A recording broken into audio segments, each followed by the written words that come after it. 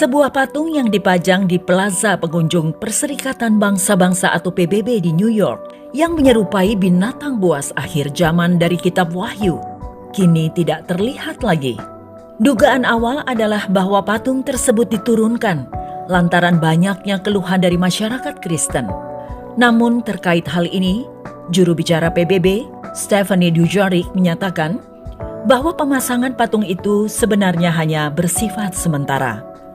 Patung yang Anda maksud adalah pameran sementara yang diselenggarakan oleh Misi Permanen Meksiko untuk PBB. Itu diturunkan sesuai yang dijadwalkan dan diantisipasi pada 20 Desember, kata Dujarric. Kegemparan atas karya seni tersebut mulai muncul setelah PBB mentweet gambar patung itu pada 9 November 2021. Kaum Kristen konservatif Amerika Serikat menilai patung karya seniman Jacobo dan Maria Angeles itu mirip dengan binatang buas yang disampaikan oleh Daniel di Perjanjian Lama dan Yohanes dalam Kitab Wahyu di Perjanjian Baru. Daniel 7 ayat 3 hingga 4 menggambarkan binatang dengan tubuh singa dan sayap Raja Wali. Berkatalah Daniel, "Demikian pada malam hari aku mendapat penglihatan, tampak keempat angin dari langit mengguncangkan laut besar. Dan 4 binatang besar naik dari dalam laut. Yang satu berbeda dengan yang lain.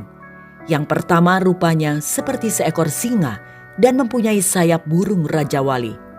Daniel 7 ayat 2 hingga 4. Kemudian di Wahyu 13 ayat 2, binatang ini tampak seperti macan tutul, berkaki beruang dan bentuk mulutnya menyerupai singa.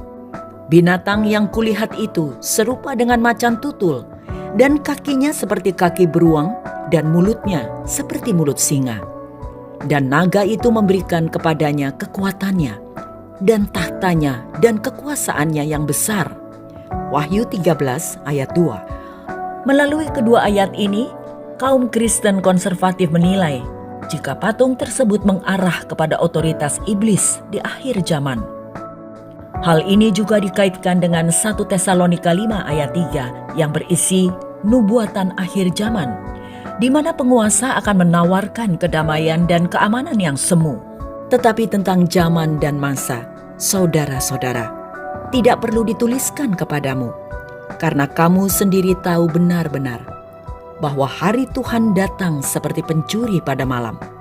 Apabila mereka mengatakan semuanya damai dan aman, maka tiba-tiba mereka ditimpa oleh kebinasaan, seperti seorang perempuan yang hamil ditimpa oleh sakit bersalin. Mereka pasti tidak akan luput. Sementara itu diketahui bahwa patung tersebut sebelumnya dipajang bersama dengan patung naga Alebrije setinggi 11 kaki di Rockefeller Center sejak 22 Oktober hingga 2 November 2021 untuk acara peringatan Hari Raya Kematian.